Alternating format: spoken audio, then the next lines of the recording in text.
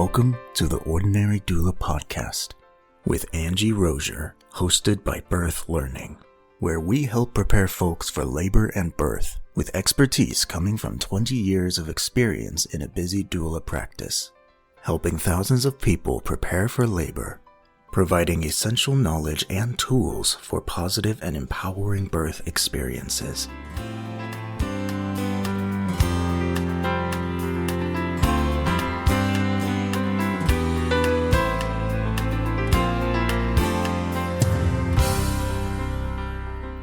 Hello and welcome again to the Ordinary Doula Podcast. My name is Angie Roger and I'm your host and happy to be with you here today. As I've been thinking about today's topic a little bit, all of these other stories kind of come crashing into my mind. It's been a fun birth week, some pretty incredible stories here and there, lots of great people to interact with. So maybe sometime we just tell birth stories, which would be great. But today's topic, I want to talk about essential oils and a role that they can play in preparing for labor and birth. So I know this, I do not think this is a controversial topic, but I have seen lots of people take a controversial stance on this, maybe. It does feel a little bit sometimes, people love them, hate them. It's a hoax. It's the savior of the world. Like this topic of essential oils can go a couple different ways for people. I'm in the middle. I'm totally in the middle. I'm not super leaning either side. I do like essential oils, and I do use them in birth to some extent, for sure. What I think one part of why this could be important is because if you're a doula helping folks, or if you're a pregnant person getting ready for labor, you kind of want to assemble all the tools that you can. I love working on the 5 senses as tools. I've had episodes on that before. And of course, the sense of smell is one of the 5 senses. It can be a pretty powerful thing to use. Lots of different things to use with that, but typically it's oils. Oils are some of the easiest things to work with. I've had clients want to use lotions or candles or food sometimes, but oils are just kind of easy to work with. They're easy to incorporate, easy to unincorporate when we want to. It can be pretty powerful. So, yeah, sometimes these people either think they're super magical or super gimmicky, and I just want this to kind of to be in the middle of the road and just be in reality here. Set some expectations. Essential oils do not replace medical care, of course. They're tools of comfort that you use with the sense of your nose, of course. It can be really powerful to the environment that you're setting up. It can affect emotions too. We could get into large other things, that are claimed with essential oils as well. And I do think some of that for sure can come up during birth. So why does sense matter in labor? Why is that even a tool that we can entertain? But the sense of smell is a pretty quick connection point. Our nose, our olfactory system and nerve connects directly to the limbic system, which has emotion and memory. So maybe you have smelled a smell in your life and you're like, oh my gosh, I remember now my grandma's backyard garden from this smell. Or wow, I remember a childhood memory from this smell. Hopefully it's a nostalgic and positive, but not always, of course. But you go back to memories super fast because the distance between your nose and that nerve in your brain is incredibly short. So it's a powerful tool. So we can use this sensory tool during labor as a comfort mechanism. So this can influence relaxation. It can influence perception of pain. It can influence sense of safety and familiarity. And oxytocin is doing a lot of that too. Oxytocin can help us, as well as other endorphins in our mind, in our brain, that neurotransmitters that are going off in our brain when we're experiencing physical sensations. And this is just another little layer. It's not the only layer. It's not the most important layer. It's just another layer of comfort that we can incorporate. So kind of a good takeaway with oils and of sense is this can be something calming. It's a positive sensory input that can be one of many supports and tools during labor, right? And I'd say as far as how oils are used during labor, when I will bring them up a little bit and we don't even touch them if the people aren't interested. If they've never used them in their life, great, we're not going to use them. But I have had some clients that are huge into oils, and so they know what they like. They know what they're going to be using. I had a client just a couple weeks ago. She like has a ton of essential oils in her life, knows for her how to best use them. And so I let her be the lead on that. But I do carry a small collection in my bag that's available to any of my clients who want it. And we talk about this prenatally. So I want you to think about things prenatally. Think about things, get a plan in place for coping techniques before labor ever begins. And this is just one little piece of it. So some commonly used oils in labor are lavender. Um, I did a little research. It also says frankincense. I wouldn't say I've ever used frankincense in labor, but I some that I think are very popular as well are citrus or lemon, like orange or lemon. Usually it'll be orange or lemon, sometimes lime, peppermint, sometimes ginger and clary sage. And those are probably the ones I use most commonly are going to be lavender. Well, I'll put them in order of how commonly they are coming out of my bag. Peppermint is the most common. Probably clary sage next. And then a lemon or, I bet lemon, orange, and lavender are all tied. I do have some blends that I'll use as well. So it depends on what you're going for, what oil you're going to use and when you're going to use it. But lavender, and some research I did, frankincense are good for relaxation. So if we need some relaxation points in labor, those are good ones for relaxation. Peppermint and citrus are a little more energizing, so can create some energy or focus, can really help focus. Sometimes quite frequently, I'll use peppermint for people who are nauseous as well. Ginger can be used for that. I've never used ginger for that. I do have ginger, but I've never used it for that. And then clary sage, I will use quite a bit. And clary sage has a lavender-esque element to it as well. But I will use clary sage quite frequently as well. And I'll talk about how in just a minute. But when it comes to oils, like we just named that's a handful of ones that are common. That's kind of what I carry. There's so many, right? So many. And this is all about what the person wants. It's about preference. It's not like what's right and what's wrong, what you shouldn't use, what you should use. There's none of that. It's just what do you like, And so this is not rocket science. Like if you like it, it smells good, great. It's going to be beneficial in some way, add a little layer of support for you. So, and sometimes what somebody might like before labor is going to change during labor. So I like to have kind of a variety of options there for sure. And the way I usually like to use them is I never put them on the person unless that's something they already do in their life, but I never really put oils directly on somebody's skin or in their body or in the water that they're in for that matter. So I will usually put it on a paper towel or a napkin or something, a Kleenex.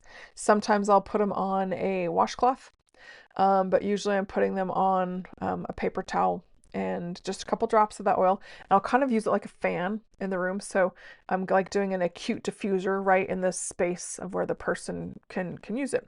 There's lots of different ways to use them, right? Like there can be diffusers in some hospitals. Check your hospital. Some hospitals won't let you use a diffuser in the room. I've been to some where there's nurses with sensitivities to them, so they won't allow the use of them in the room, or a plug-in diffuser anyway.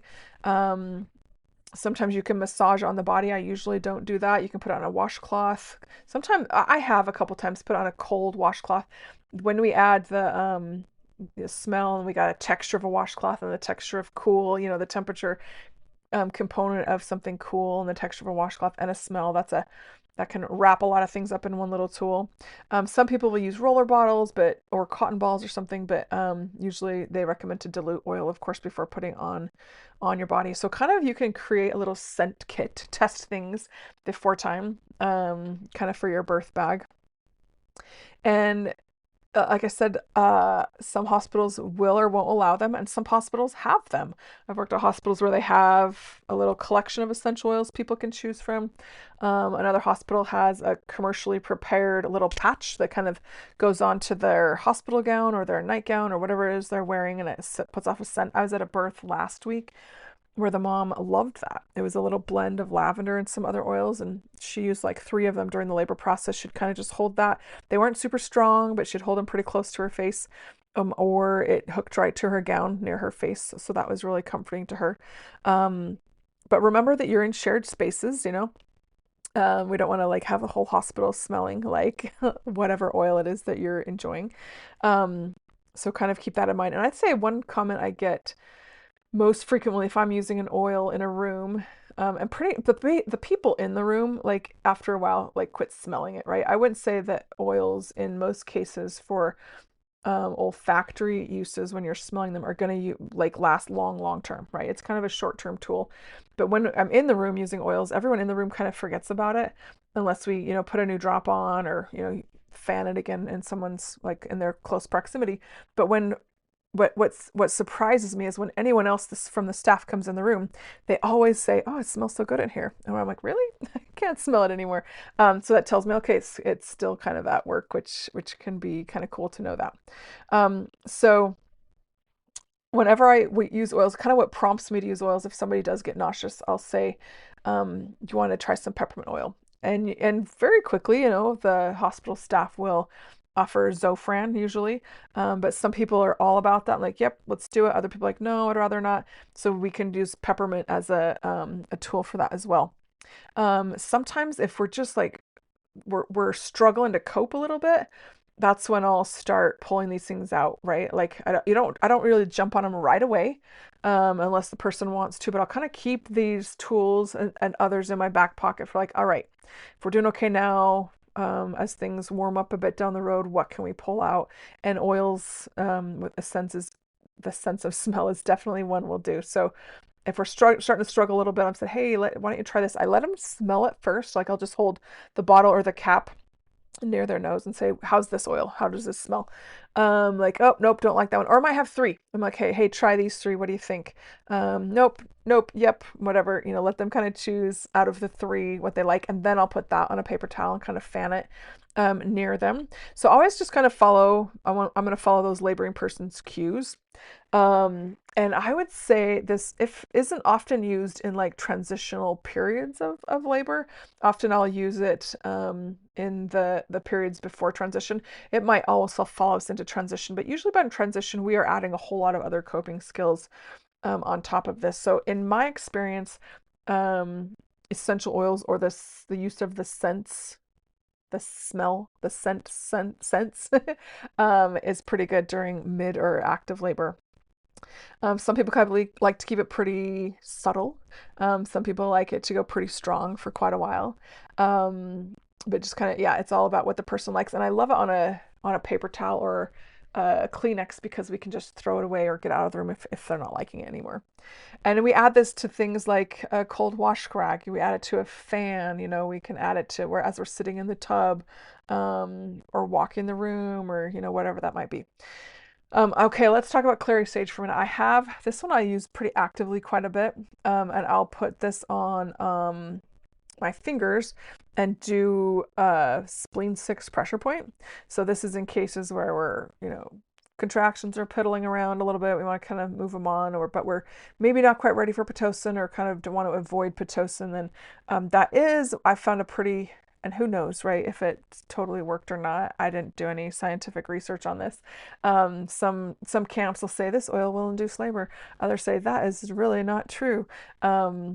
But I have, whether coincidence or not, I've seen several times where our efforts there have, it looks like, contributed to prompting more labor and more contractions. You don't need a whole lot of this. Like a little bottle of something will last me, honestly, a really long time. I will like refresh and renew my oils every once in a while. But a little bottle of oils does last me quite a long time. This is not something for everyone. As I go through the 5 senses with my clients prenatally, um, some of them say nothing. I don't want to smell anything. And sometimes that's the best thing, is to not have an awareness of smell. But I always kind of do offer it, and we'll test it sometimes during labor. But some of the, I guess some of the good points about this are it's just a tool of empowerment. It's one more thing you can add to your toolkit, one more of many layers. And it's an intuition thing. You kind of use what seems right? Like for that laboring person, like if this smells good, then that's what we're going for. So it's a really simple tool.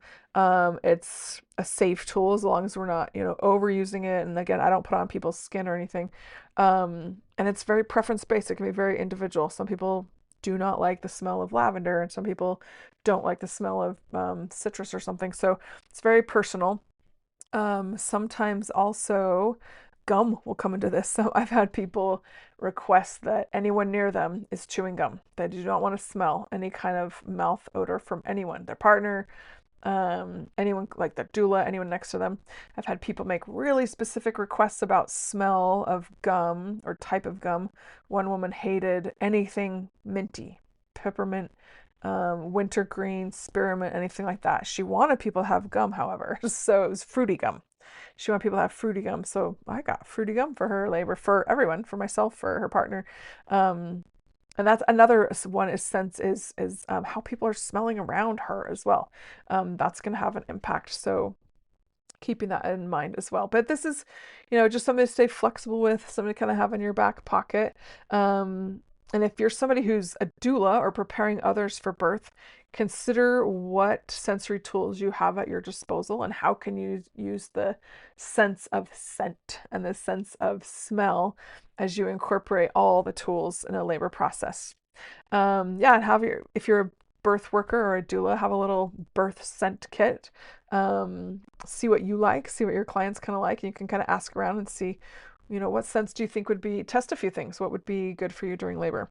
I have seen it work really wonders. I've seen it make no difference at all, but it is a nice component as we talk about layering different things to that laboring process. So hopefully this helps you in some kind of little way. It's a cute little topic for this week, and kind of play with scents in your life. Maybe, as you're going to bed, maybe use some scents, or waking up, we've got relaxing ones, invigorating ones, and see kind of what works for you and how that impacts your life. And then you might be able to incorporate a little bit better in your clients' labors if that's a tool that they're interested in. Hopefully this helps. I'm so glad you spent a little bit of time with me today. And as we close up, as always, please reach out to those you love. You never know where life is going to go. Don't waste any time on this earth not letting anybody know that you don't love them. Hope you have a great day, and we'll see you again next time.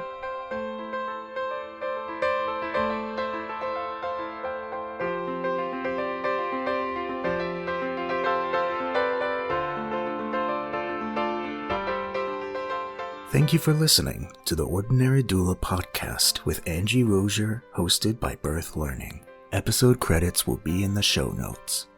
Tune in next time as we continue to explore the many aspects of giving birth.